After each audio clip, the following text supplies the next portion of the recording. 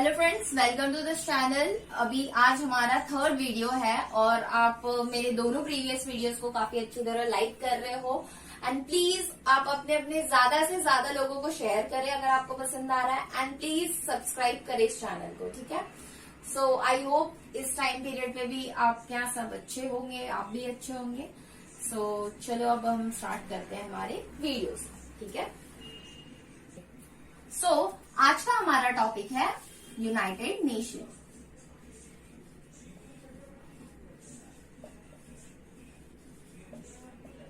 ठीक है। सो जैसा कि मैंने प्रीवियस वीडियो में आपसे वादा किया था, तो यूनाइटेड नेशन का टॉपिक हम इसमें लेके आ रहे हैं, ठीक है।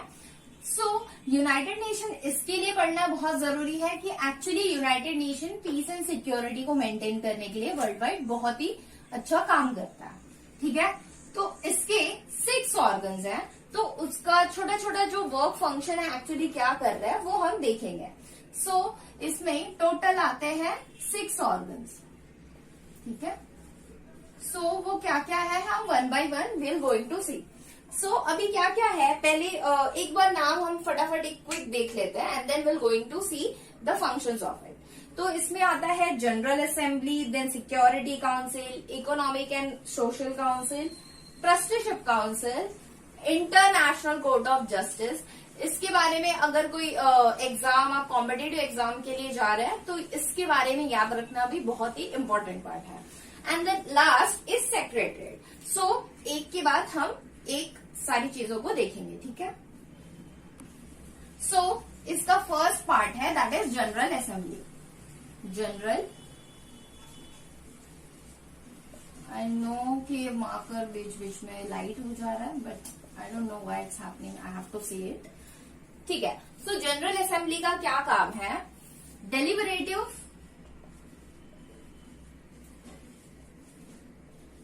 दूसरा पॉलिसी मेकिंग, एंड उसके बाद the third one is actually ये रिप्रेजेंटेटिव ऑर्गन है यूनाइटेड नेशन का। बेसिकली सारे मीन्स एक्चुअली इंक्लूडेड है, बट एक्चुअली जो रिप्रेजेंटेटिव ऑर्गन है वो उसका जनरल असेंबली है, ठीक है। सो इन तीनों का एक समराइज वे में यही मीनिंग होता है कि जैसे कोई भी इश्यूज हैं जो भी जिसके लिए एक्चुअली यूनाइटेड नेशन स्टैब्लिश किया गया है, उसके लिए जो भी जैसे कोई पर्टिकुलर इश्यू है उससे रिलेटेड सॉल्व करना है, तो उससे रिलेटेड क्या पॉलिसी बनानी चाहिए वो काम करता है जनरल असेंबली। एंड उसको रिव्यू करने का काम दूसरा कोई ऑर्गन करता है, तो वो अभी हम सीक्वेंस में देखते जाएंगे। एंड जो भी सारे मेंबर्स होते हैं यूनाइटेड नेशन के, वो इसमें सबके रिप्रेजेंटेटिव हर कंट्री के इसमें इंक्लूडेड होते हैं। तो this is the short part of the general assembly. अभी हम नेक्स्ट देखते हैं। सो अभी इसका सेकेंड पार्ट है सिक्योरिटी काउंसिल। सो वैसे वो आप नेम से भी पता चल रहा है कि उसके बारे में क्या है। तो सिक्योरिटी काउंसिल एक्चुअली क्यों बनाई गई है? जो यूनाइटेड नेशन को स्टैब्लिश करने का जो मेन मोटो था that is peace and security को वर्ल्ड में मेंटेन करना, वो काम एक्चुअली सिक्योरिटी काउंसिल करता है। वो हमेशा ये देखता है कि peace and security world wide maintain हो रही है या नहीं हो रही है। सो इसमें एग्जाम पर्सपेक्टिव से जो याद रखने वाली बात है वो पॉइंट मैं आपको बता देती हूँ। See this is star mark question. इसमें टोटल 10 नॉन परमानेंट मेंबर्स होते हैं। अब ये क्या होता है? 3। सो 10 non permanent members. So exam perspective से अगर आप इस साल या फिर नेक्स्ट ईयर प्रिपेयर कर रहे हैं, तो सबसे इंपॉर्टेंट बात इसमें one of the thing is this कि इंडिया रिसेंटली यूनाइटेड नेशन में जो 10 नॉन परमानेंट मेंबर्स है उसमें वन ऑफ द मेंबर बना है। और इसमें बहुत ही स्पेशल बात ये है कि ये मेजॉरिटी ऑफ वोट से बना है। मतलब जो वर्ल्ड की डिफरेंट कंट्रीज जो भी यूनाइटेड नेशन की मेंबर्स हैं और वो पार्ट लेती है उनके इलेक्शन में, मीन्स कौन नॉन परमानेंट मेंबर्स में आएगा, उसमें काफी मेजॉरिटी ऑफ वोट इंडिया को मिले थे एंड वो इलेक्ट मीन्स एक्चुअली वो मेंबर बन गया है। इसके बाद इसमें आता है 5 परमानेंट मेंबर्स के बाद। सो अभी इसमें 5 परमानेंट मेंबर्स आते हैं। तो आपको याद रखना है कि टोटल इसमें कैसे 15 मेंबर्स इंक्लूडेड होते हैं, जो 10 नॉन परमानेंट मेंबर्स हैं एंड 5 परमानेंट मेंबर्स हैं। तो 5 परमानेंट मेंबर्स का अगर आप नाम एक्चुअली अच्छे से याद रखेंगे तो ये बहुत ही अच्छा है किसी भी एग्जाम पर्सपेक्टिव से, एंड वो किसी भी साल में हो। इसमें कौन कौन से हैं वो हम लिख लेते हैं। इसमें है America, China, Russia, France and England. In 5 countries के नाम आपको अच्छे से याद रखने हैं। देखिए, अभी इस नॉन परमानेंट मेंबर्स और 5 परमानेंट मेंबर्स में एक्चुअली डिफरेंस क्या है। तो इसमें ये डिफरेंस है कि जो परमानेंट मेंबर्स होते हैं, जैसे कोई भी पॉलिसी मेकिंग, जैसे हमने देखा कि जनरल असेंबली बनाता है, तो अगर कोई भी पॉलिसी मेकिंग हो रहा है, तो जैसे हम इंडिया में भी देखते हैं कि किसी भी लॉ को जब हम प्रिपेयर कर रहे हैं, तो मीन्स कोई भी बिल आता है तो इसके लिए एक पर्टिकुलर मेजॉरिटी से या फिर डिफरेंट जो कॉन्स्टिट्यूशन में एक्सप्लेन्ड है उससे पास होना चाहिए। तो वैसे ही जैसे कोई भी पॉलिसी आती है तो जो कि उसका वोटिंग होता है, तो नॉन परमानेंट मेंबर्स का तो डिफरेंट पार्ट है, बट 5 जो परमानेंट मेंबर्स हैं उसमें सारी कंट्री जो भी कंट्रीज है वो मेंबर्स को उन्हें वोट देना होगा। मीन्स 5 कंट्रीज में से 5 कंट्रीज को उस फेवर में वोट देना होगा, ना कि वो अगर एक किसी भी कंट्री ने अगर अगेंस्ट में वोट दिया तो वो पास नहीं होगा। तो ये सबसे इंपॉर्टेंट पार्ट है 5 परमानेंट मेंबर्स का। Now we are going to see the third part. अभी हम देखने वाले हैं थर्ड वाला, ठीक है। उसमें क्या है वो देखते हैं। इसका नाम है इकोनॉमिक एंड सोशल काउंसिल।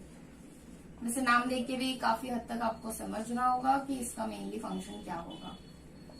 तो ऑब्वियस सी बात है, इकोनॉमिक एंड सोशल चीजों पे जो भी वर्ल्ड वाइड चल रही हो, एंड स्पेसिफिकली इसमें वो इंक्लूडेड नहीं है हालांकि इस नाम में, बट एनवायरमेंटल रिलेटेड। तो अगर इन सब चीजों से अगर ऐसा ऑब्जर्व किया जा रहा है कि प्रॉपर नहीं वर्क कर रही है, तो क्या करते हैं, तो ऑब्वियस है कि अगर प्रॉपर वर्क नहीं कर रही तो उसके लिए कुछ काम करना चाहिए। तो वो काम करने का जो पार्ट है वो एक्चुअली देखता है इकोनॉमिक एंड सोशल काउंसिल, ठीक है। अगर ऑलरेडी कोई ऑर्गेनाइजेशन छोटा सा स्टैब्लिश किया या फिर कोई कमेटी स्टैब्लिश की गई है कि देखने के लिए वो अच्छे से चल रहा है या नहीं चल रहा है, फिर उसके बाद भी वो ऐसे तो नहीं छोड़ सकते हम।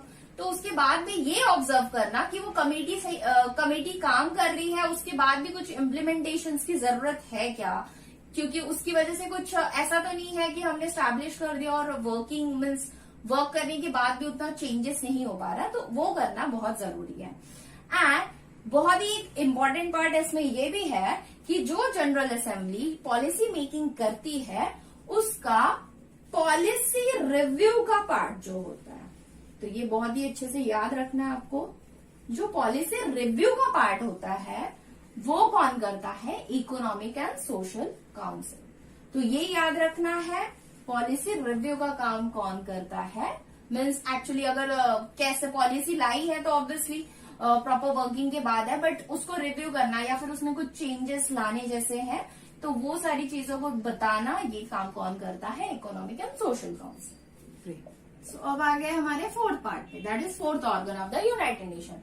तो अभी इसमें क्या है, एक्चुअली ये उस टाइम इसलिए बनाया गया, जैसे ये लीग ऑफ नेशन में भी एज अ मैंडेट सिस्टम था, बट एक्चुअली ये ट्रस्टीशिप काउंसिल यूनाइटेड नेशन में इसलिए बनाया गया, जो भी सेकेंड वर्ल्ड वॉर के बाद इसको स्टैब्लिश किया गया। तो ऐसी बहुत सारी कंट्रीज थी जो उस टाइम सेल्फ डिपेंडेंट नहीं हो सकती थी। क्यों? मे बी वॉर की वजह से उनका काफी फाइनेंशियली या इकोनॉमिक अनस्टेबिलिटी आ गई थी, या फिर जो 1945 से आप बोल सकते हैं 1950 तक का जो पीरियड था, मीन्स 1945 टू 1950 का जो पीरियड था, उस टाइम पे ऐसी बहुत सी कॉलोनीज स्टैब्लिश थी वर्ल्ड में। सो बेसिकली कॉलोनीज क्या कि कोई दूसरी कंट्री किसी और कंट्री पे अपना राज कर रही है इन सिंपल लैंग्वेज और द लोकल लैंग्वेज। सो ऐसा सिस्टम था। तो कभी भी यूनाइटेड नेशन एंड जो कॉलोनिज्म सिस्टम है वो एक साथ काम नहीं कर सकता। तो क्या हुआ, ट्रस्टीशिप काउंसिल बनाया गया कि जो कंट्रीज एक्चुअली उस टाइम इंडिपेंडेंट थी भी नहीं, और ऐसी कंट्रीज जो वॉर की वजह से सेल्फ डिपेंडेंट नहीं हो सकती, उनपे कोई दूसरा ऐसे कोई इश्यू ना हो, कोई दूसरी जो नेबर कंट्रीज है उनको ज्यादा मीन्स एक्चुअली उन पर ऐसे हमला ना करे, या फिर किसी भी related trade related, economic related कोई डिसबैलेंस ना क्रिएट हो वर्ल्ड में, इसके लिए ट्रस्टीशिप काउंसिल का स्टैब्लिशमेंट हुआ। सो अभी हम आ गए हैं अपने वन ऑफ द, एक्चुअली सारे इंपॉर्टेंट ही है, ऑब्वियस सी बात है कि सारी चीजें इंपॉर्टेंट है इसमें। कोर्ट ऑफ जस्टिस, ठीक है। सो जैसे इंडिया में है, डिफरेंट और भी सारी कंट्रीज में, जैसे ये कंट्रीज में होते हैं कोर्ट, बेसिकली क्यों, क्योंकि जस्टिस बना रहे हैं, पीस एंड सिक्योरिटी देश में बनी रहे। तो वैसे ही है international Court of justice, and ये है हेग, जो कि आता है नीदरलैंड में। सो इस प्लेस का नाम आपको याद रखना है, एक्चुअली एटलीस्ट कंट्री का नाम तो याद रखना है, क्योंकि एग्जाम पर्सपेक्टिव से ये बहुत ही इंपॉर्टेंट पार्ट है। तो इंटरनेशनल कोर्ट क्या करता है, अगर कोई डिसबैलेंस क्रिएट हो रहा है वर्ल्ड में, जैसे फॉर एग्जांपल किसी दो जो नेबरिंग कंट्रीज हैं उनमें बाउंड्री को लेकर कुछ ऐसे वॉर जैसी सिचुएशन क्रिएटेड है, या फिर कोई टेंशन की सिचुएशन क्रिएटेड है, एंड वो यूनाइटेड नेशन में अप्रोच करते हैं, तो उसको सॉल्व करना, जैसे sixth organ is secretariat. So actually जो day to day activity united nation में की जाती है वो इसके अंडर आ जाती है। तो क्या होता है बेसिकली, इसमें secretary general and UN members होते हैं, UN staff member, secretariat general and UN staff member, जो डे टू डे एक्टिविटी को परफॉर्म करते हैं। एंड एक इम्पॉर्टेंट पार्ट इसमें ये है कि जो द सेक्रेटरी जनरल क्या होता है, वो चीफ एडमिनिस्ट्रेटिव ऑफिसर होता है ऑफ द ऑर्गेनाइजेशन, और ये कौन करता है अपॉइंट, जनरल असेंबली, ठीक है। कौन अपॉइंट करता है, जनरल असेंबली, और टर्म कितना होता है, 5 year. So this is all about the United nation का function.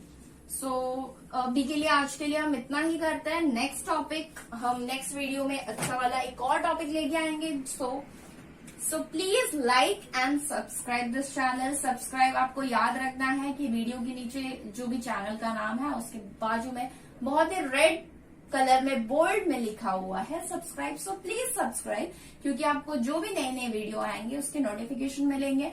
And one more thing कि बहुत ज्यादा हम ऐसा सोच रहे हैं कि जल्दी हमारे 1000 हो जाएंगे, जैसे आप लोग हमें वीडियो को हमारे पसंद कर रहे हैं, तो आई होप ये और भी जल्दी पसंद आ जाएगा। आई नो कि this is little bit, but I am hoping कि सबको अच्छा लग रहा है तो ये अच्छा होगा। सो तब तक के लिए very much thank you very much, and please आप कंटिन्यू करते रहिए एंड नेक्स्ट वीडियो के लिए